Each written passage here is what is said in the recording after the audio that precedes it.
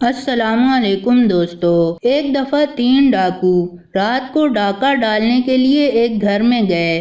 جب وہ اس گھر کے ایک کمرے میں داخل ہوئے تو 3 خوبصورت اور حسین و جمیل لڑکیاں سو رہی تھیں۔ جب ڈاکوؤں نے ان کو اکیلے دیکھا تو ان کے دل میں شیطان نے شیطانگی پیدا کر دی اور انہوں نے ان 3 لڑکیوں کے ساتھ اس کمرے میں زبردستی زنا کرنا شروع کر دیا۔ اس کمرے میں اندھیرا اتنا تھا کہ ان تینوں لڑکیوں کو ان لوگوں کی شکل کی پہچان نہ ہوئی اور وہ تینوں ڈاکوؤں بھی لڑکیوں کی شکل کو نہ دیکھ سکے۔ 3 بہنوں سے زبردستی زنا کر کے وہ ڈاکو وہاں سے چلے گئے۔ چند دنوں بعد وہ تینوں ڈاکو ایک گلی میں سے گزرے جس گلی میں مسجد تھی۔ اس مسجد میں امام صاحب تقریر فرما رہے تھے کہ زنا انسان پر ایسا قرض ہے جو انسان کو ہر حالت میں ادا کرنا پڑتا ہے، لیکن اگر کوئی انسان اللہ کے دروازے پر توبہ کر لے تو اللہ تعالیٰ اس کے قرض کو زائل کر دیتا ہے، لیکن شرط یہ ہے کہ سچے دل سے توبہ کی جائے۔ امام صاحب کی یہ بات ان تینوں کے دل کو جا لگی کیونکہ وہ تینوں بھی اکلوتی بہنوں کے بھائی تھے۔ ان تینوں نے کہا کہ اگر ہماری بہنوں کو کسی نامحرم نے ہاتھ بھی لگایا تو ہم اس کی جان نکال دیں گے۔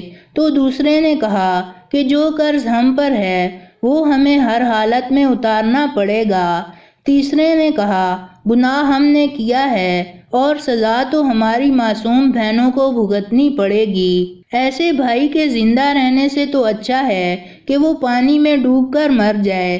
اب تینوں کو اپنے گناہ کا احساس ہو گیا اور انہوں نے ایک دوسرے سے کہا کہ اس کی تلافی کیسے کی جائے۔ وہ تینوں اس گلی میں پریشان ہو کر بیٹھ گئے۔ پھر ایک نے کہا کہ امام صاحب کے پاس جا کر مدد لیتے ہیں۔ اس کے بعد وہ مسجد کے اندر داخل ہوئے اور امام صاحب کو ساری صورتحال سے آگاہ کیا۔ تو امام صاحب نے کہا کہ میرا رب بڑا غفور الرحیم ہے، اگر وہ معاف کرنے پر آئے تو 100 قتل کرنے والوں کو بھی معاف کر دیتا ہے، لیکن اگر پکڑنے لگے تو ایک ریشم کے دھاگے جتنے گناہ سے بھی پکڑ لیتا ہے، لیکن اگر تم سچے دل سے اس کے دروازے پر توبہ کرتے ہو تو وہ غفور الرحیم تمہیں معاف فرما دے گا، لیکن میرا رب اس وقت تک تمہیں معاف نہیں کرے گا جب تک وہ 3 لڑکیاں بھی تمہیں معاف نہیں کریں گی۔ وہ لڑکیوں کی طرف چل پڑے۔ چلتے چلتے وہ ان تینوں لڑکیوں کے گھر میں پہنچ گئے۔ جب وہ تینوں ڈاکو وہاں پہنچے تو انہوں نے دروازہ کھٹکھٹایا تو ایک بہن باہر آئی اور دروازہ کھولا اور پوچھا کہ تم کون ہو اور یہاں کیا کرنے آئے ہو؟ تو ان تینوں میں سے ایک نے کہا ایک ضروری کام تھا جس کو پورا کیے بنا ہمیں سکون نہیں آ رہا۔ ان کی باتوں سے اس لڑکی کو تسلی ملی اور وہ تینوں کو اندر لے گئی۔ جب وہ اندر داخل ہوئے تو باقی 2 بہنیں رو رہی تھی تو انہوں نے پوچھا کہ تم رو کیوں رہی ہو اور کیا تمہارے ماں باپ نہیں؟ تو انہوں نے کہا کہ ہمارا ایک بزرگ باپ تھا، ایک رات وہ کسی کام سے باہر گیا تو 3 ڈاکوؤں نے ہم پر حملہ کر دیا اور ہم تینوں کو اکیلا پا کر ہمارے ساتھ زبردستی کی، اور جب یہ خبر ہمارے بوڑھے باپ نے سنی تو وہ یہ بات برداشت نہ کر سکا اور وہ اسی وقت اس دنیا سے رخصت ہو گیا۔ یہ سن کر ان تینوں میں سے ایک بولا کہ تم ان تینوں آدمیوں کو جانتی ہو جنہوں نے تمہارے ساتھ یہ ظلم کیا؟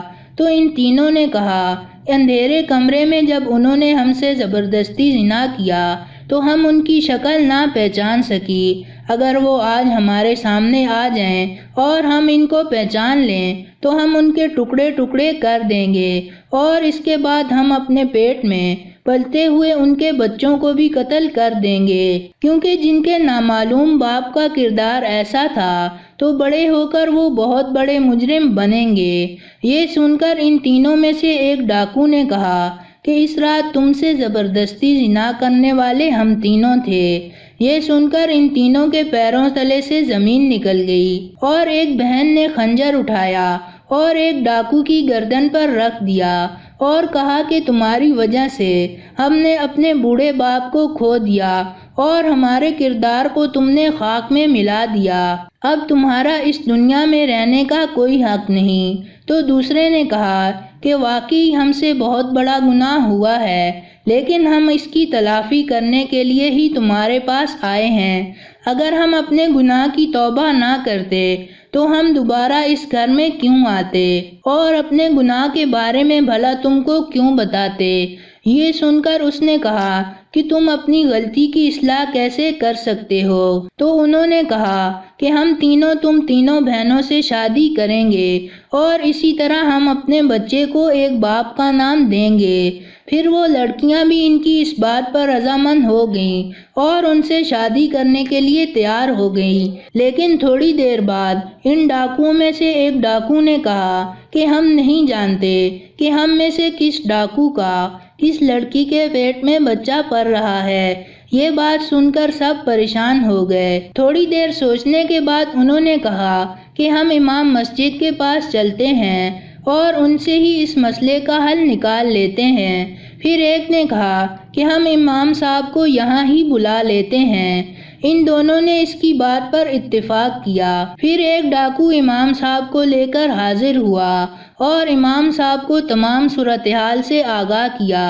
تھوڑی دیر سوچنے کے بعد امام مسجد نے ان تینوں ڈاکوؤں کو ایک لائن میں کھڑا کر دیا اور پھر ایک لڑکی کو کہا کہ تم ان تینوں کے سینے سے ناک لگا کر خوشبو سونگھو، کیونکہ جب تم ان تینوں کے قریب جاؤ گی تو تمہیں ایک عجیب و غریب خوشبو محسوس ہوگی، کیونکہ ہر مسلمان چاہے جتنا ہی کیوں نہ گناہگار ہو، اگر اس نے نبی کا کلمہ پڑھ لیا ہو تو اس کے جسم سے ایک عجیب و غریب خوشبو نکلتی ہے اور وہ خوشبو ہر ایک میں مختلف ہوتی ہے، اور جب تم ان تینوں میں خوشبو سونگھو گی تمہیں محسوس ہوگا کہ اس دن کون سا ڈاکو تمہارے قریب آیا تھا۔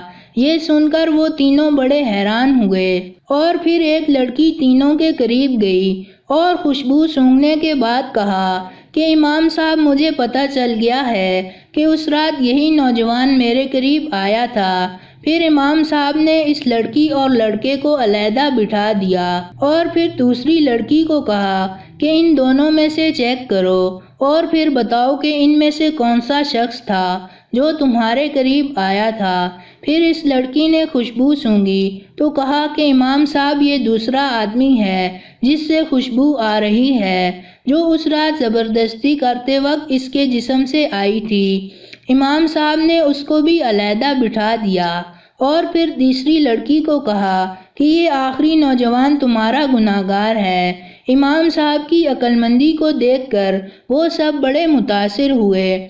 پھر امام مسجد نے ان تینوں کا نکاح پڑھا دیا اور تینوں اپنی غلطی کی تلافی کر کے ہنسی خوشی زندگی گزارنے لگے، اور جب 1 سال بعد تینوں کے بچے پیدا ہوئے تو ان کی شکلیں اپنے اپنے باپ پر تھی۔ تو دوستو یہ تھی ہماری آج کی کہانی۔ پسند آنے کی صورت میں لائک کریں اور اپنے دوستوں کے ساتھ شیئر کریں، اور مزید ایسی کہانیاں دیکھنے کے لیے ہمارا چینل سبسکرائب کرتے ہوئے ساتھ موجود گھنٹی کا بٹن بھی دبا دیں۔ شکریہ۔